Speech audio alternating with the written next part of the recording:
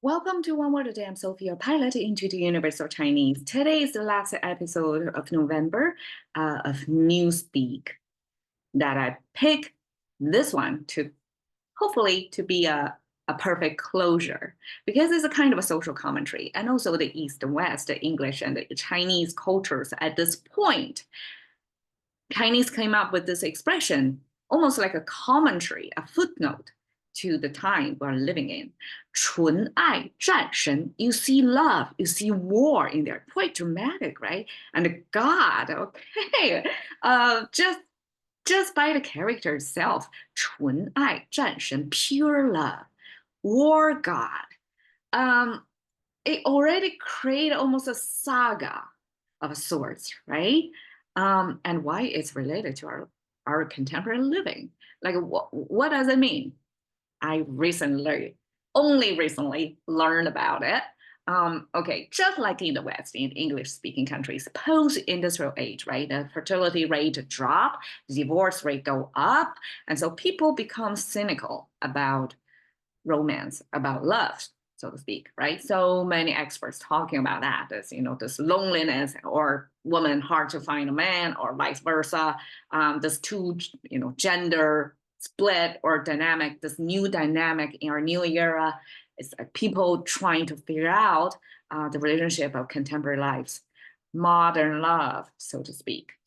And Chinese create this expression 纯爱, like purely for the purpose of love.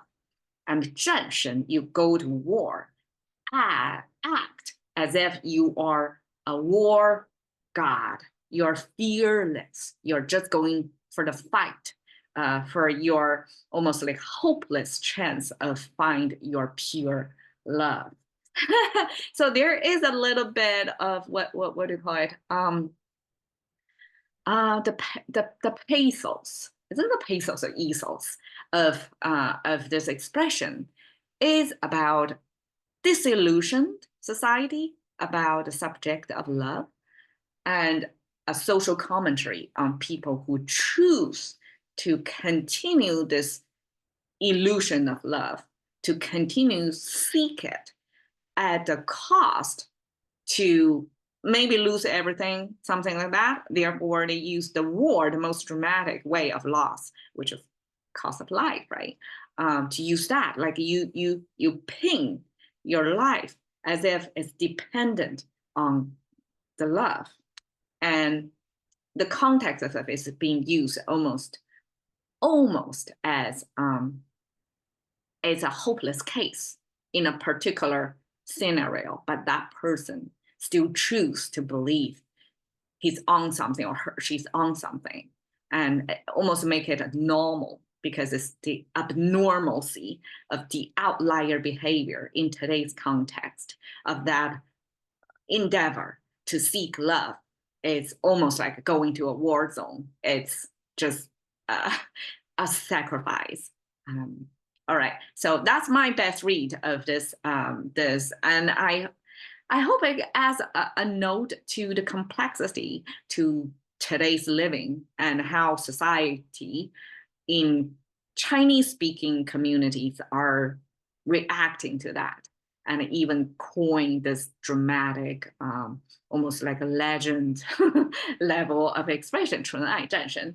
And probably it came from a computer game or something like that, because computer games is a simplified world and people can have extreme behaviors, and people use that stereotype, map it onto real life, and label people whoever still subscribe and fight for having a chance to find that pure love as such 纯爱战神. Okay, pure made of this silk, because we know silk is from China, and there gotta be this silk classification if the purity of the silk, meaning the silk came out in the same color. So I would imagine even if silk came as kind of silver or transparent look, there are color variations. And so how pure that silk batch look It depends on if there is consistency. So basically,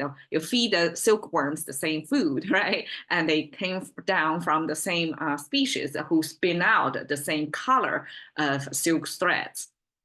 So that's the silk. And this, you can see spool of threads and having the draping material. So that's Chinese, anything textile or fabric related, categorical, radical. And the right side means something just showing up, something just growing there. It's a new plant. So trident looking thing is a plant, right? But before it's showing above the ground, all three branches of the trident, it was something new, just showing, emerging, let's say. And then just the highest one, just one tip of it showing, and the remaining of it still below ground. So Chinese describe that as the new emergent thing.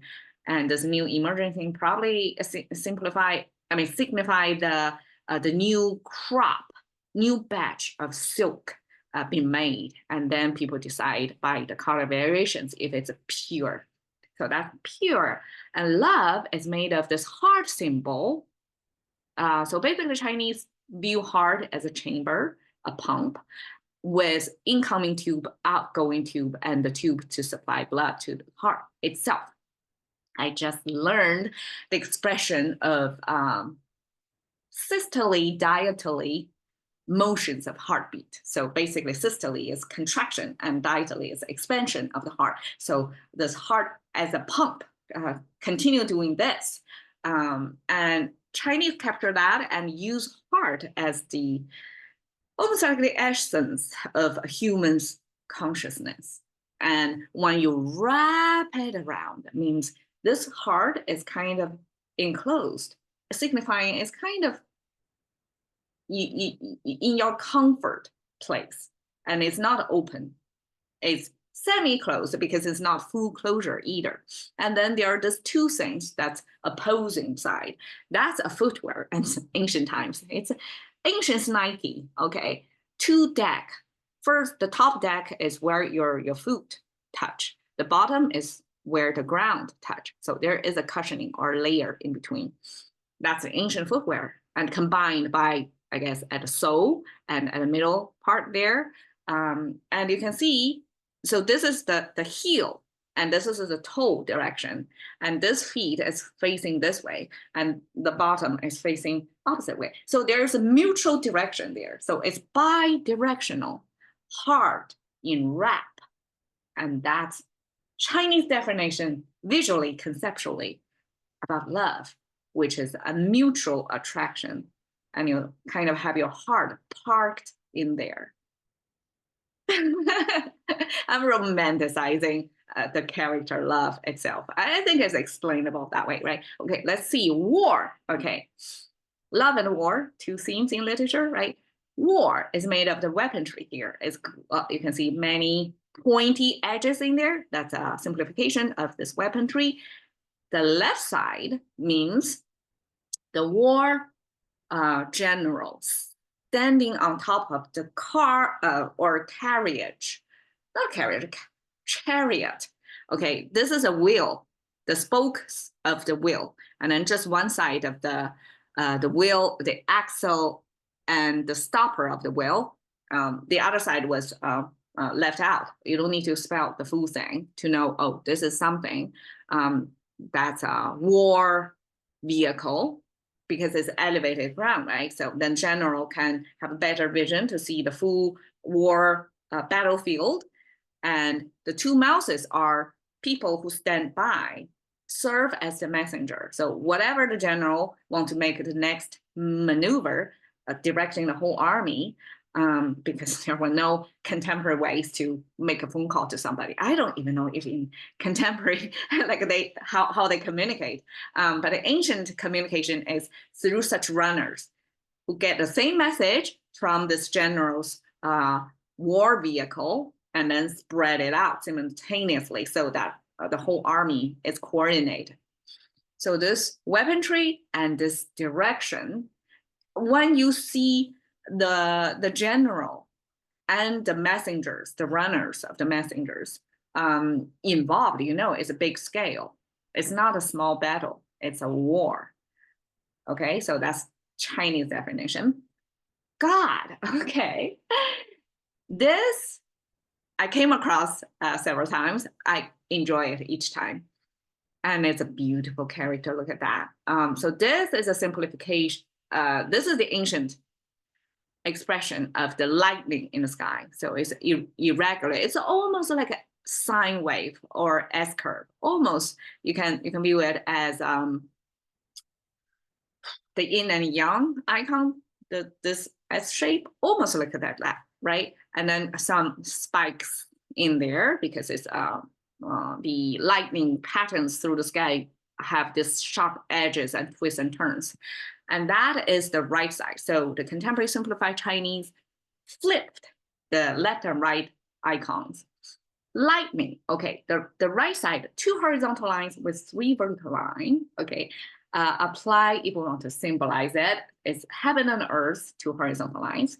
3 vertical lines is past, present, future. So both the space and the time piece together into the symbol of what I call divine decoder. Ancient time, apparently, oracle exists throughout cultures. And so divine decoder's job is to read the lightning in the sky, try to interpret the intention of the gods out there, and to basically serve as the weather forecast person to the agrarian society to tell you when to plant or harvest and what to do next, right? Try to time your farming activity to the nature's seasons and rhythms. So that's divine decoder's, I guess, initial job description.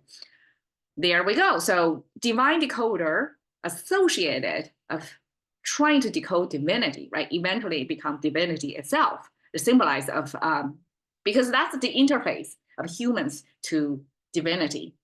And then we use that interface as the symbol to mean, okay, it's the divine that we're talking about. And it becomes God, and eventually this God, this Shen, can apply downward to individual level as well. Eventually it means a spirit, okay, of individual or soul for individuals. But in this case, because it paired with war, so war god, who is in Indian culture, I forgot, sorry, I don't know the specific Indian subcategory of culture groups who believe in Durga is the goddess name, and she's a war goddess. She symbolizes protection, destruction, war, good over evil, and she is said to be a beautiful woman, but she symbolizes war. She probably leads and inspires people to rebel when there's injustice. So that's probably throughout the culture. Chinese culture have Mulan, right? That's the, and I believe there may be other female warrior characters in Chinese folklores. In the West, we also have Nike. The brand itself is the war goddess from Greek mythology. I translate this 纯爱战神 as Venus, Mars. These 2 Greek god named planets in the solar system, Venus, Mars, like societies already assign meanings cultural meanings, and famously women from Venus and men from Mars. So one symbolizes love, one symbolizes war, and that's why I pair them. Okay, we have both love and war in there, and that's how I interpret the 纯爱战神 in our complicated landscape of the war of love. All right, thank you for your time. See you another day.